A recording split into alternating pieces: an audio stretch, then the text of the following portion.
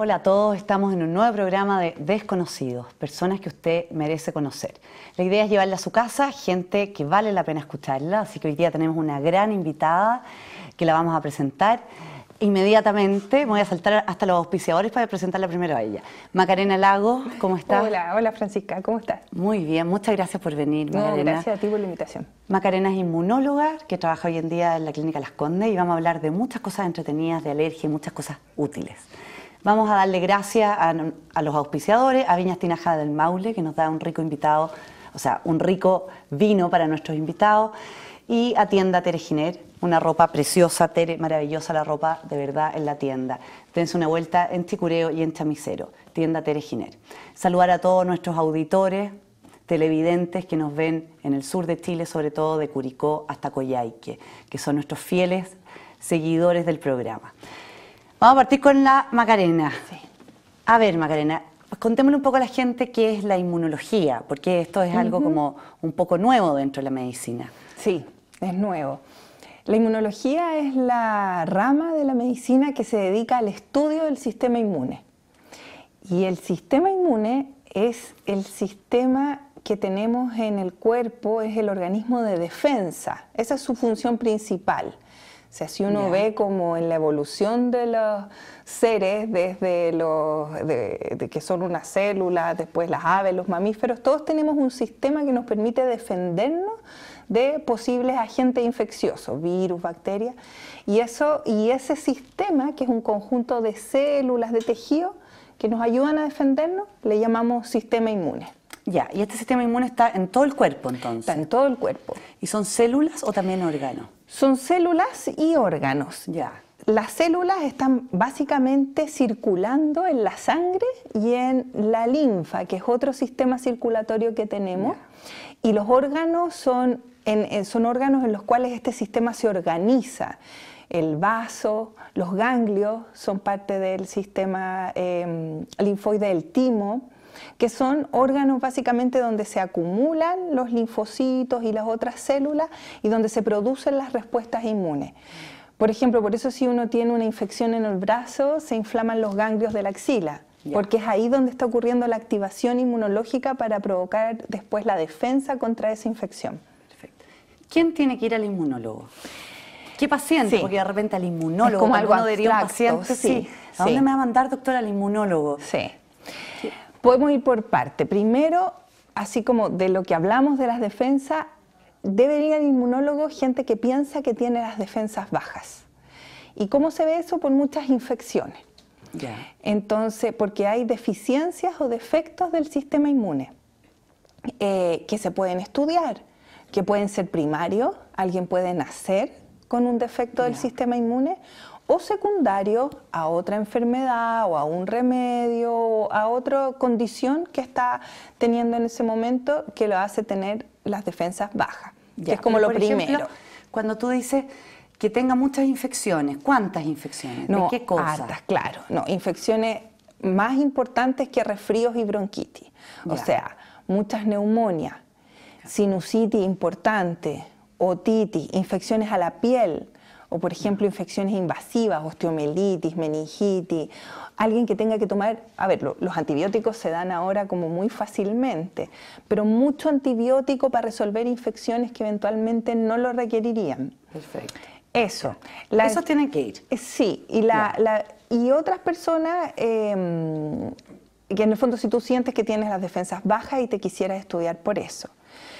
Y otra gran rama de los inmunólogos es la alergia, que en el fondo es una enfermedad provocada por el sistema inmune por una reacción anómala o una reacción no es la habitual a agentes naturales del ambiente.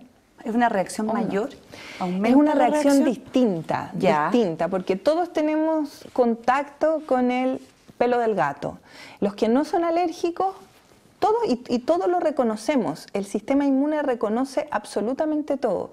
Son los tipos de respuesta que monta las que son distintas. Entonces un no alérgico reconoce el pelo del gato y crea un tipo de respuesta. El alérgico tiene una respuesta desviada hacia otro anticuerpo, otra especie de respuesta que hace que reaccione con alergia. Es distinto, no es que no lo vea. Por ejemplo, si alguien está escuchando el programa ahora, ¿cómo se da cuenta que es alérgico? Puede parecer muy obvia la pregunta, pero es que de repente hay una mamá que dice en la casa, yo no sé en realidad si mi hijo es alérgico o no es alérgico. Dentro de las alergias es como bien amplio, entonces voy a tratar de esquematizarlo un poco. Ya. Las alergias pueden tener manifestaciones respiratorias, gastrointestinales, cutáneas, o sea, de piel, o sistémicas. Ya. Respiratoria, yo puedo tener una rinitis alérgica, que es picazón, estornudo, moco, congestión permanente. Puedo tener se puede acompañar generalmente de una conjuntivitis alérgica, que me pican los ojos, lloran, tengo el ojo rojo, inflamado. Eso sería respiratorio. No, superior, porque respiratorio también bronquial, tengo tos, no puedo respirar bien, me suena un pitito, cuando respiro me canso. Se nota que soy ginecóloga, que digo respiratorio, no. Falta. Ya, falta todavía bajar, ya. Eso es lo respiratorio. Gastrointestinal, existen las alergias alimentarias. Entonces yo puedo tener dolor de guata, diarrea, vómitos, náusea, todo eso puede ser manifestación de una alergia alimentaria, cuando se han descartado otras cosas también más frecuentes, y ahí todo depende de la edad, etc. Cutáneas, puedo tener ronchas que me pican, puedo tener dermatitis como un eczema más rojo, más descamativo, puedo hincharme, además de las ronchas se me hinchan los ojos, se me hincha la boca, la cara, y eso es algo un poquito más severo, digamos. Y las manifestaciones sistémicas de alergia, que son las alergias más severas, se llama anafilaxia, que eso es como una manifestación respiratoria extrema. No puedo respirar, estoy francamente ahogado, ya sea de la laringe o de la parte pulmonar, y me baja la presión, me aumenta la frecuencia cardíaca, puedo tender a marearme, a desmayarme, y eventualmente eso puede ser fatal, una reacción alérgica severa. Una reacción alérgica severa, puede alguien morirse de eso. Sí, sí.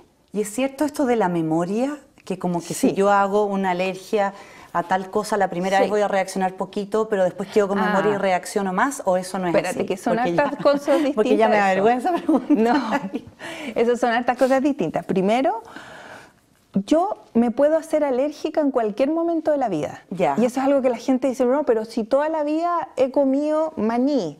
Claro. ¿Y por qué ahora? Ya, uno se puede hacer alérgico en cualquier minuto, en no es que cualquier uno... momento de la vida. Ya. De hecho, siempre tengo que haber visto antes ese alergeno, porque el sistema inmune, si no lo conoce, Ya. una reacción alérgica propiamente tal no da la primera vez que tú contactas algo en la vida. Perfecto. Puede ser la vez 2, que ya lo conoce, ya se sensibilizó, o la vez 1000.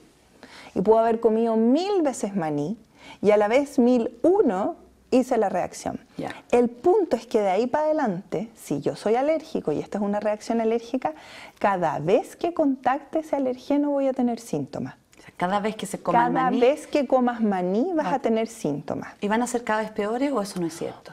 Es cierto, pero no necesariamente. Puede ser así como puede que no. No hay mucho como predecirlo.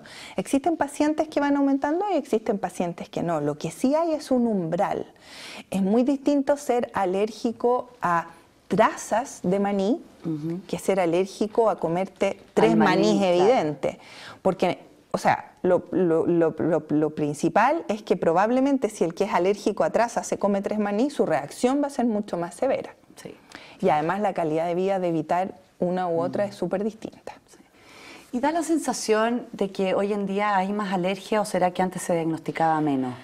Son las dos cosas, pero francamente hay más alergia. Porque yo en todos lados escucho que la gente es alérgica alimentaria, sobre todo. Sí. Es lo que más me llama la atención. Sí, esos estudios epidemiológicos están hechos y en el fondo en los últimos años ha habido un aumento exponencial en el mundo de las alergias respiratorias, las alergias gastrointestinales, de todo tipo de alergia.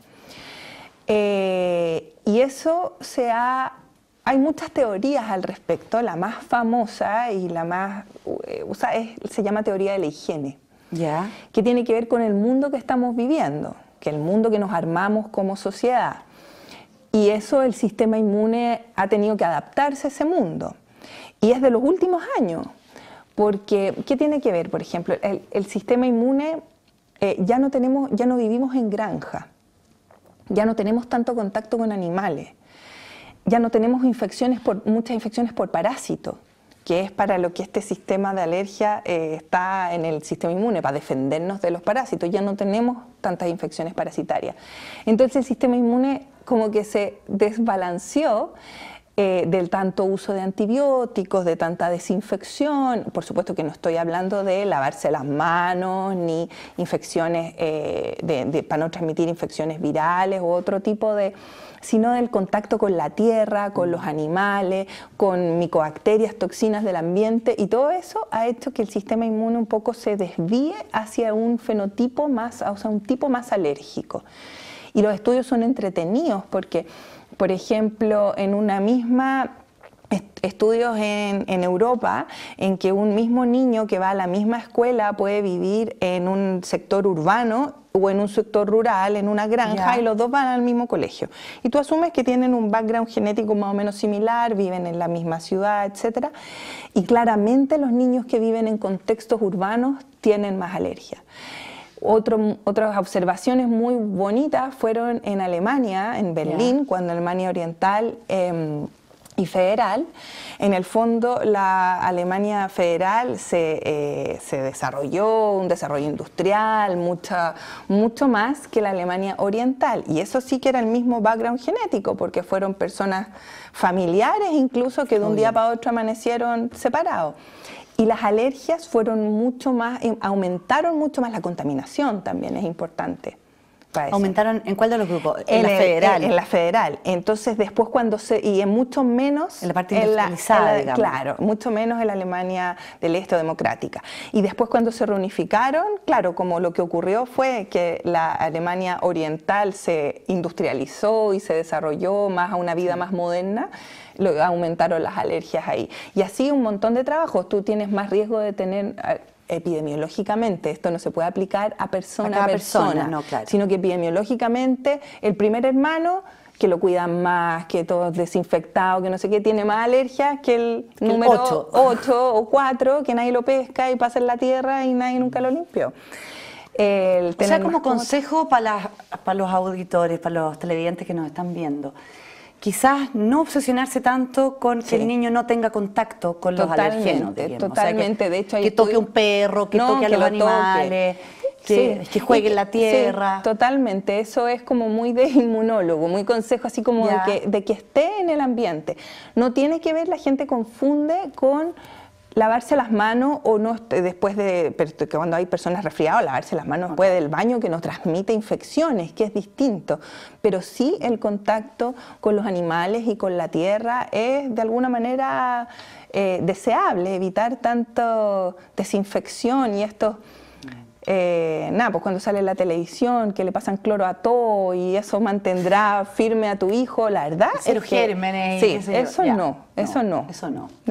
Ya sabemos. Entonces. ¿Y no tiene que ver esto un poco con las vacunas también? Porque alguien podría decir, bueno, entonces, ¿para qué nos vacunamos tanto? Porque en realidad, si es que lo que necesitamos es exponernos a esto. Qué bueno tu pregunta, porque no, y categóricamente no. Las vacunas, pienso, quizás como inmunóloga, que son el mejor invento de la medicina de toda la era médica, porque en el fondo lo que hacen las vacunas es ocupar al mismo sistema inmune para crear defensa. No es que tú estés matando a algo como un antibiótico, sino que te están inoculando exactamente el mismo bicho o un pedazo del bicho o una proteína del bicho para que tu propio sistema inmune genere la respuesta. Para que cuando te topes con el bicho de verdad... Tú tengas la memoria y ya tengas los anticuerpos, entonces no haces la infección.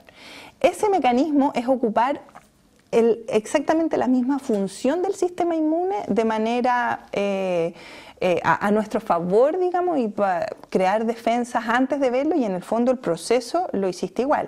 El punto es que no vas a hacer la infección, pero el contacto sí lo vas a haber hecho y la respuesta inmune sí la vas a haber hecho. Por lo tanto... O sea, tú recomiendas, Macarena, que obviamente las personas vacunen a los niños con las vacunas ministeriales y además, si pueden, se pongan otras vacunas más. Es recomendable. Nuestro programa nacional de inmunización es bastante bueno. Hay algunas que no tienen, pero si otras vacunas en realidad no son obligatorias, pero si se puede, sí, hay algunas que sí. También depende de la vacuna, porque hay vacunas con mayor efectividad, mayor eficacia, otras menos. Sí. Entonces también depende de la vacuna y ahí es una conversación con su pediatra o el que la está recomendando. Pero sí, las vacunas en general es algo bueno, y las vacunas del programa, por supuesto. Todas estas campañas antivacunas, la verdad es que están basadas en cero evidencia. Cero. Sí, de hecho, tomando el tema de la vacuna, bueno, dentro de la ginecología, que ha dado mucho que hablar, la vacuna del HPV, del virus papiloma humano, aprovechar de contarle a las personas, que al menos yo como ginecóloga, y aquí tenemos además una inmunóloga, hay que vacunarse para el virus papiloma humano. Por algo se incorporó además en el sistema ministerial, ahora se está vacunando en cuarto básico a las niñitas, y de verdad está bien demostrado que sirve y que va a servir para, ojalá algún día poder erradicar el virus papiloma que provoca cáncer de cuello al útero. Sí, de todas aprovechamos de pasar el mensaje. De todas maneras, y porque hubo una campaña también contra esa vacuna, por probables síntomas neurológicos y no sé qué, que en realidad no tenían ni un sustento. Nada. Y el problema ahí es que la gente no tiene por qué saber, pero sí se debe informar de todos los lados. Y en el fondo dejarse llevar por prejuicios o por esas informaciones no muy bien justificadas, al final lo que dejan es a tu hijo expuesto a infecciones que podría haber estado previniendo. Sí, es verdad. ¿Y qué es lo que escuchas tú, Macarena, de las pacientes o las mamás de los pacientes cuando te dicen que no los quieres vacunar? ¿Qué les tienen miedo? Porque yo he escuchado de todo, desde un plomo, no sé, desde... Del mercurio, que está más que probado que no hay, que el timerosal tiende a cero y que lo que hay no provoca nada. O sea, hay más mercurio probablemente en este momento si uno se come algunas cosas que en esas vacunas. Neurológico, porque hubo bueno, es súper bullado, fue después, no sé si todos lo saben, que toda esta asociación a trastornos del espectro autista que se dio con las vacunas fue un paper que publicó una persona absolutamente anómalo y que después la revista que lo publicó pidió disculpas públicas por haberlo hecho. El punto es que ya está tirado la bola y ya es gigante y ya es algo terrible en realidad, porque enfermedades que estaban casi erradicadas como el sarampión, ahora está lleno de sarampión en Europa y en otros países por estos movimientos antivacunas. Y el sarampión no es una enfermedad leve necesariamente, puede ser muy severa y muy grave. Y por todo esto, o de querer que haga la infección, cuando tú tienes un espectro que puede ser leve, pero muchas veces puede ser grave, es muy riesgoso, es muy peligroso. Han habido varias muertes por sarampión en Europa, absolutamente prevenible. Y yo creo que si estamos en el siglo XXI, con todo el conocimiento médico y las herramientas que tenemos, seguir dejándonos llevar por cosas tan irracionales no tiene sentido. Los movimientos antivacunas, la otra vez fui a una charla, surgieron en el momento que surgieron las vacunas. En la era victoriana en Inglaterra ya había movimientos antivacunas, pero en realidad, bueno, yo las voy a defender. Está bien. Siempre, sí, porque es que no tiene nada que ver con algo oscuro, sino que tú realmente estás ocupando lo mismo de tu cuerpo para crear memoria. Es un mecanismo tan lindo como es que tu sistema inmune recuerde, y por eso nos enfermamos más de chicos y después cuando vamos creciendo nos enfermamos menos, porque nosotros tenemos memoria de lo que hemos ido viendo durante nuestro crecimiento, y cuando somos adultos ya tenemos una buena memoria y ya nos enfermamos menos, tenemos nuestras propias defensas, y las vacunas ocupan ese mismo mecanismo. Súper. Sí. Macarena, ¿cómo llegaste tú a la inmunología? ¿Qué le pasó a la Macarena Lagos que termina en esta? Porque éramos compañeras de universidad y yo me acuerdo, no sé, para mí el ramo de inmunología era una tortura. Y yo pensaba, ¿quién puede querer llegar a la inmunología? Sí. Entonces, ¿qué te pasó a ti con eso? Tuvimos inmunología en segundo. Y yo me acuerdo, fue mi mejor promedio de segundo, porque yo encontraba que la inmunología era como que te podía dar respuesta a todo. Era como lo que tú querías ver, el origen o el mecanismo de cómo se provocaba cualquier cosa, es un cáncer, hasta un resfrío, no sé qué, y el sistema inmune está ahí. Entonces, eso yo creo que es lo que más me gustó. Entonces me enamoré un poquito del sistema inmune. Y después cuando salí de medicina, no sabía que existía inmunología como especialidad y me topé con ella y fue como una apuesta, en realidad. Sí, porque existe hace poco la inmunología como especialidad Es que propiamente existe, tal. sí, existe hace un tiempo, pero antes eran muy pocos y era una formación que a veces no era todos los años, era como medio irregular. Y no sé hace cuántos años en realidad, pero la Universidad de Chile es la pionera y es la única que tiene beca de inmunología propiamente tal. Y tampoco somos tantos, son como 4 por año en este momento. Yo cuando estudié éramos 2 arriba, 2 abajo, solo en la Universidad de Chile, entonces es poco. Ahora cada vez es como más conocida, dado que ha estado este enfoque más moderno. Antes, cuando partió la especialidad, era muy de laboratorio. Ahora ya no, o sea, después fue evolucionando a lo clínico, al tema de la estudio de las eventuales inmunodeficiencias, de la alergia, enfermedades autoinmunes también. Vemos como cuando el sistema inmune se desordena y te inflama a ti mismo y te ataca, entre comillas, a ti mismo. También SIDA, también me imagino que... Sí, como una inmunodeficiencia secundaria a un virus, sí. Sí, hay inmunólogos que se dedican a VIH, sí. A VIH, sí. Se debe topar mucho con la infectología igual. Es que nos topamos con hartas especialidades. Sí, con la pediatría por otro lado. Con reumatología, con infectología, con hematología a veces, sí, nos topamos con harto. En las alergias yo te diría que ahí no, bueno, también ahí te puedes topar con el que está viendo, con el otorrino, con el gastroenterólogo. Sí, claro, con el médico que está viendo. Las alergias a medicamentos yo te diría que esas son exclusivas, el estudio de la alergia a medicamentos. ¿Hasta dónde te gustaría que fuera la inmunología? Si tú pudieras soñar, no sé, tú fueras alguien que le dijeran, tome Macarena, aquí tiene todo este financiamiento para hacer lo que usted quiera investigar. ¿Qué te gustaría investigar? Mira, yo creo que la medicina está cambiando, yo veo radicalmente en los últimos años con el advenimiento de los anticuerpos monoclonales. Porque en el fondo lo que fueron capaces los científicos fue de este mismo anticuerpo que nosotros Expliquémosle un poco a la gente lo que son los anticuerpos monoclonales, porque de repente nosotros... Es que ahora yo estoy feliz aquí escuchando, pero se me olvida que tenemos... Te iba a explicar. Lo que pasa es que los anticuerpos son las defensas que están dando vuelta en nuestra sangre y son lo que nosotros creamos para defendernos. Y los anticuerpos reconocen pedazos muy chiquititos de proteínas y pueden reconocer receptores y pueden conocer pedacitos de célula muy chiquititos y muy específicamente. Y esos son parte del sistema inmune.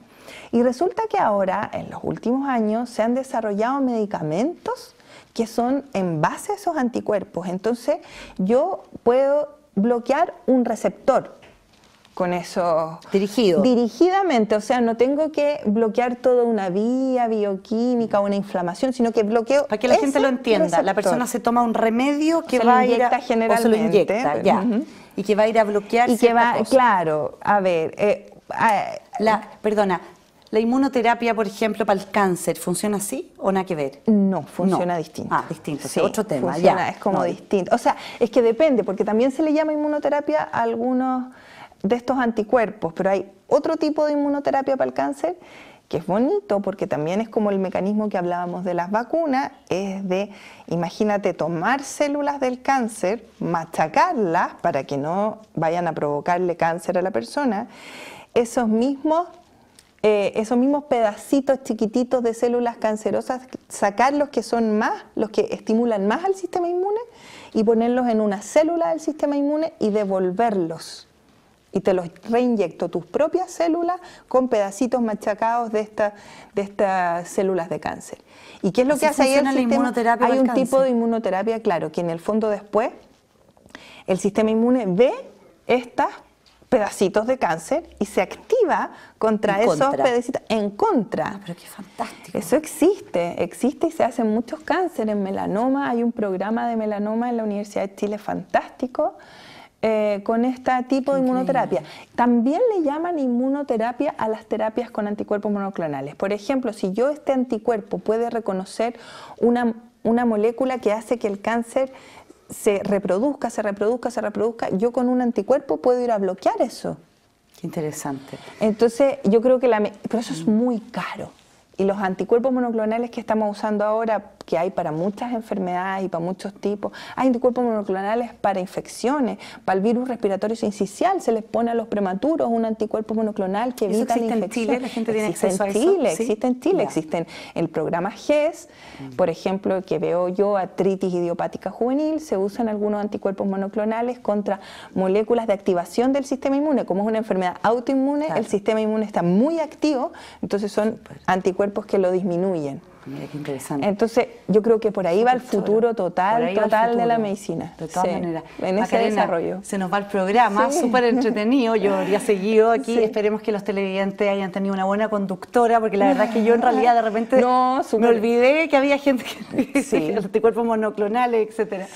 Súper entretenido conversar contigo. Muchas gracias por venir. Gracias a ti por la invitación. Así que un lujo tenerte aquí. Ya saben, si necesitan algún tratamiento para niños que se enferman mucho, alergia, inmunóloga, esa es la opción, ir a ver a un inmunólogo. Vamos a darle las gracias a nuestros auspiciadores, Tienda Tere Giner, que tiene unos lindos pantalones, maravillosos los pantalones Tere y la blusa también, y a Viña Tinajas del Maule, que nos da un rico vino para nuestros invitados. Y nosotros nos vemos en otro programa de Desconocido.